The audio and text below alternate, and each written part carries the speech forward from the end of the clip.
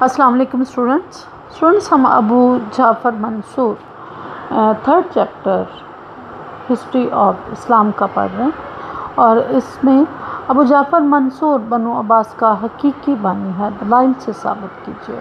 हम ये क्वेश्चन पढ़ रहे हैं। इसके 3 हिस्से पहले हम पढ़ चुके हैं, आज हम इसका चौथा हिस्सा पढ़ेंगे।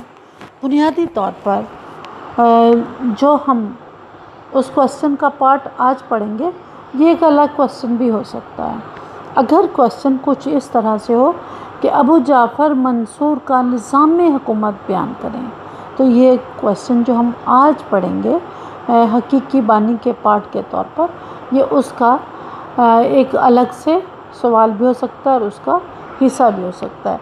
क्वेश्चन के मुताबिक आपने उसका आंसर करना है। अबू जाफ़र मंसूर बनु अब्बास का दूसरा खलीफा था।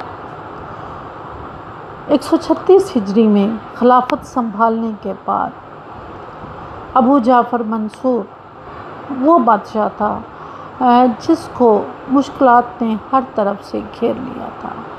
वो मुकम्मल ख़तरात में घिरा हुआ था, लेकिन इसके बावजूद उसने तमाम मुश्किलात पर काबू पाया, बगावतों को ख़त्म किया, फतूहात का सिलसिला शुरू किया, तमाम अपने दुश्मन जो थे उनको ठिकाने लगाया और फिर बेशुमार कारनामे भी सरअंजाम दिए। उन कारनामों में सबसे बड़ा कारनामा यह है कि उसने एक मज़बूत निज़ाम हुकूमत की बुनियाद रखी। न सिर्फ बुनियाद रखी बल्कि उसे पायदार बुनियादों पर उस्तवार किया। इतना मज़बूत और पायदार कर दिया कि 500 साल तक ये हुकूमत कायम रही। तो आज हम अबू जाफ़र मंसूर के निज़ाम हुकूमत के बारे में पढ़ेंगे।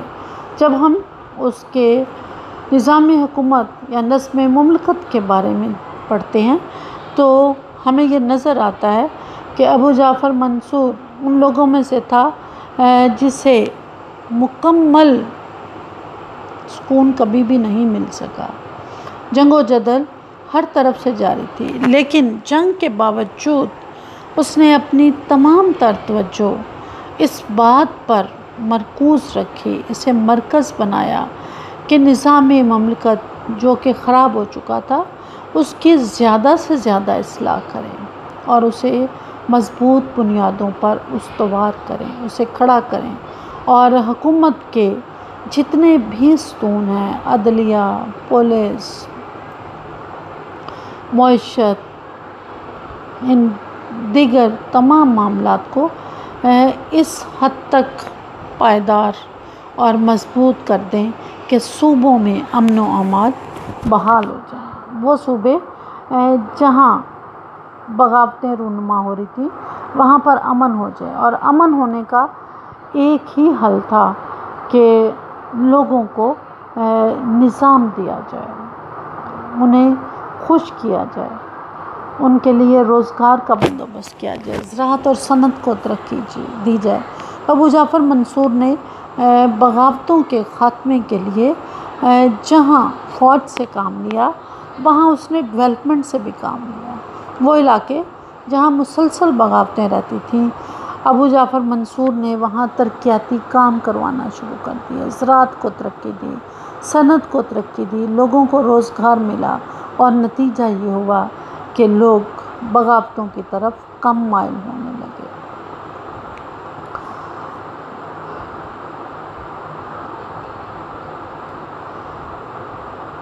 अबू जाफ़र मंसूर का दौर भी एक इब्तदाई दौर था, इसलिए कोई बहुत बड़ी तब्दीली तो वो ना ला सका, लेकिन अबू जाफ़र मंसूर खिलाफत की नौइयत उसको बदलने में कामयाब रहा। अब खलीफा मुसलमानों का सियासी सरबराह भी था और रूहानी इमाम भी था, और इसके साथ साथ खलीफा का एक एहतराम और तकद्दुस भी था। खिलाफत की नौइयत, उसकी मरकज़ियत, खिलाफत में खलीफा का जो रोल था वो इंतहाई मरकज़ी था, और खलीफा की जो हैसियत थी वो एक मुक़्तदर हैसियत थी। शूरा का निज़ाम کمزور ہو چکا تھا۔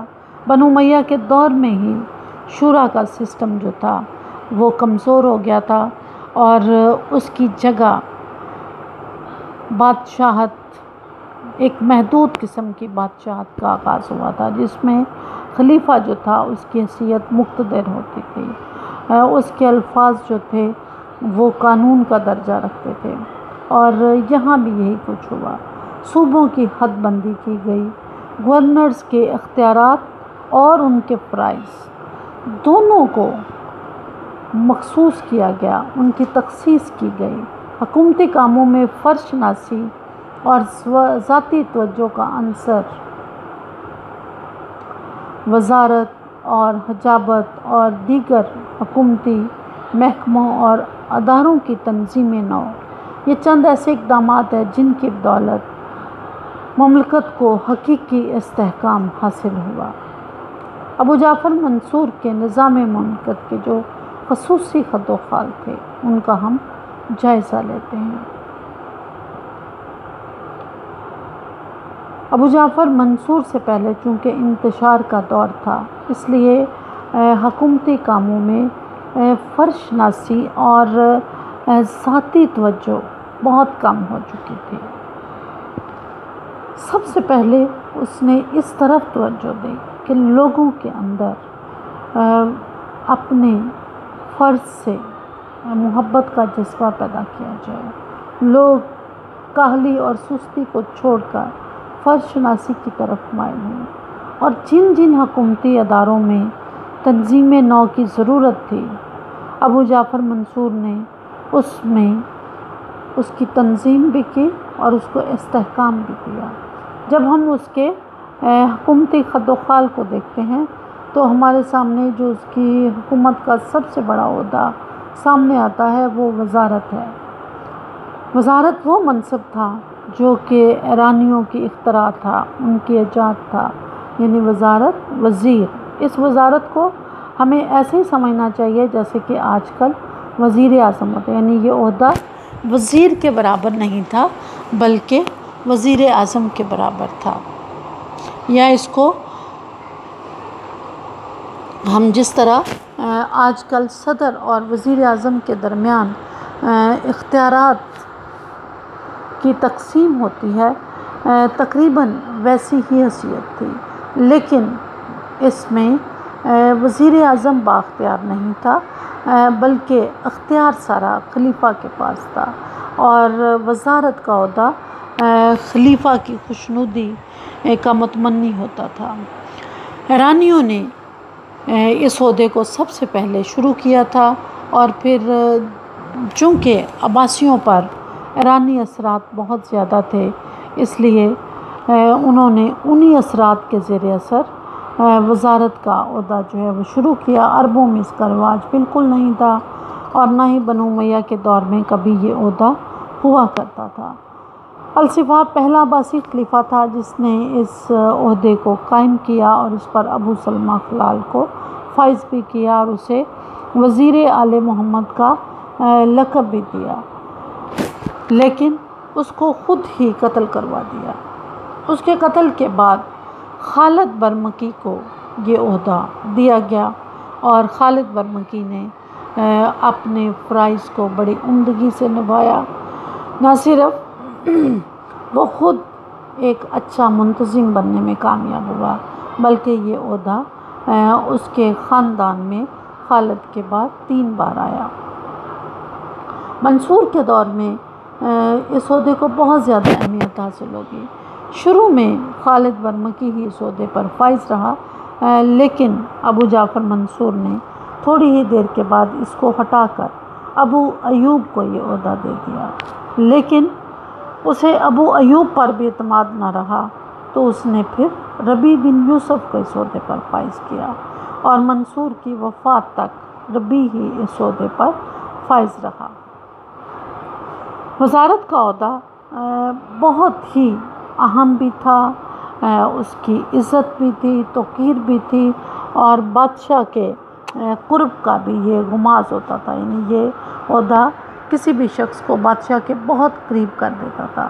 لیکن یہ عہدہ جتنا بلند و بالا تھا، جتنی اس کی اہمیت تھی، اتنا یہ پرخطر بھی تھا، کیونکہ وزیر کو ہر وقت خلیفہ کے آبرو اشارے پر اب اس کا ہر حکم بجا لانا پڑتا تھا۔ خلیفہ کی مرضی کے بغیر وہ کچھ بھی نہیں کر سکتا تھا۔ اگر اسے خلیفہ کا اعتماد حاصل رہتا تو وہ اس عہدے سے فائدہ اٹھاتا، لیکن اگر وہ خلیفہ کا اعتماد کھو دیتا تو پھر اسے اپنی جان جانے کا بھی خطرہ سب سے زیادہ ہوتا تھا۔ اور بے شمار وزیر ایسے تھے جنہوں نے اپنی جان سے ہاتھ دھوئے، اور برامکا کا تو پورا خاندان ہی اس عہدے کی وجہ سے ختم ہو گیا۔ انہیں بڑے ہی عبرتناک زوال کا سامنا کرنا پڑا۔ تو یوں ابو جعفر منصور کے دور کے علاوہ بھی وزارت کا عہدہ پورے عباسی دور میں بہت ہی اہمیت کا حامل رہا۔ ابو جعفر منصور نے ایک اور نئے عہدے کا آغاز کیا تھا، اور وزارت کا عہدہ تو گو کہ پہلے الصفا شروع کر چکا تھا، لیکن حاجب کا عہدہ وہ عہدہ تھا جس کو سب سے پہلے ابو جعفر منصور نے شروع کیا تھا۔ وزارتوں کی درجہ بندی میں حاجب کا عہدہ وزیر کے بعد ہوتا تھا، یعنی وزارت کے بعد جو دوسرا بڑا منصب تھا وہ حاجب تھا۔ اور اس میں ایک پلس پوائنٹ حاجب کے پاس یہ تھا کہ وہ خلیفہ کے بہت ہی قریب ہوتا تھا، یعنی قرب سلطانی میں یہ عہدہ وزارت کے عہدے سے بھی سبقت لے گیا۔ حاجب بالعموم خلیفہ کا معتمد ترین یعنی بہت ہی خاص ترین شخص ہوتا تھا،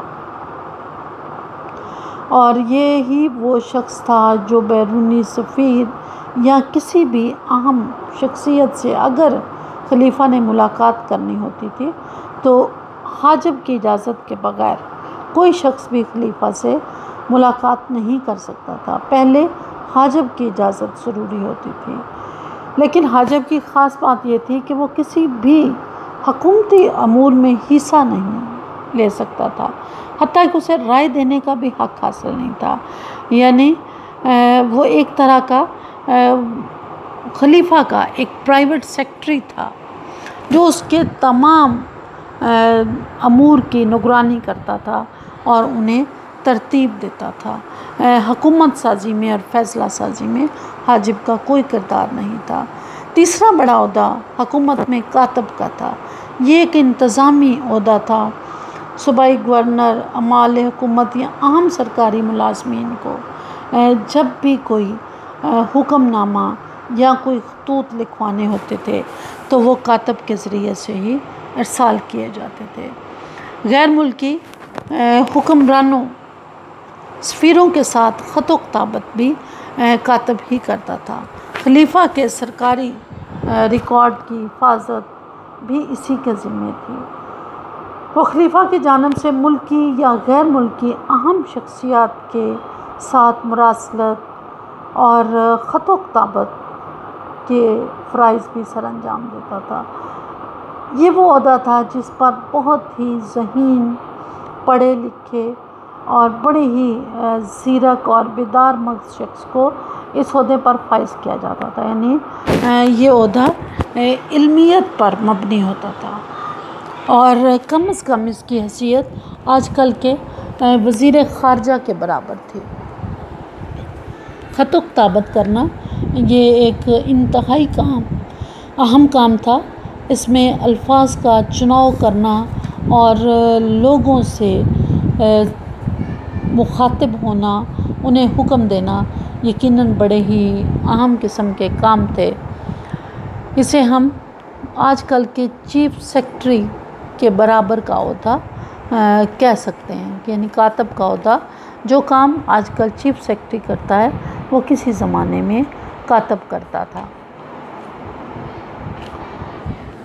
ارکان حکومت منصور کا یہ خیال تھا کہ ارکان سلطنت 4 ہوتے ہیں، یعنی سلطنت کے 4 ستون ہیں۔